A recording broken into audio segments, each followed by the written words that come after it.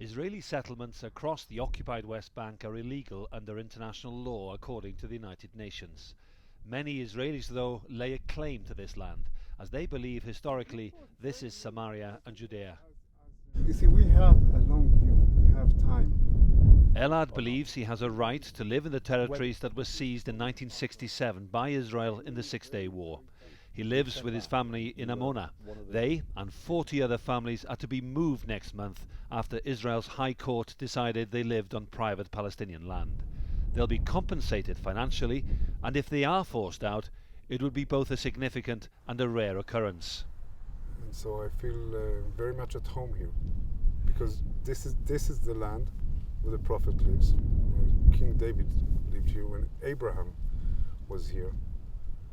And my forefathers were here, so this is the place for us to be. If we're not allowed to live here, where are we allowed to live? After a recent court case, people who live in Amona are to be evacuated. They will be moved to a nearby part of the West Bank. Now, these Israelis feel that they have a right to live here. They feel secure, and there are frequent patrols by the Israeli army. Life for the Palestinians in surrounding villages is very different, because they feel they've lost control as more settlers have moved in. Nearby in the town of Silwad, the mayor shows maps and documents which he says proves Palestinians, some who live in Jordan and the US, own the land around Amona and other settlements.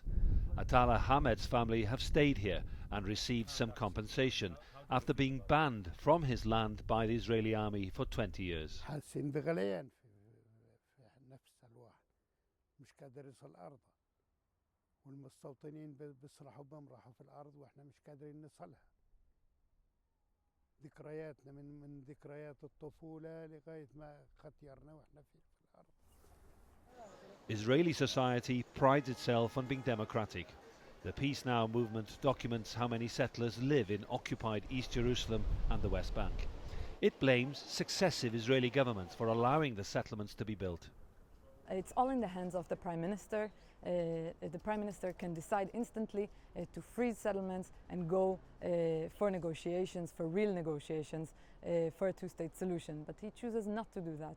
Houses and roads are still being built and extended each year, and both sides of the divide doubt Israel's government can resolve the question of settlements in the occupied territories.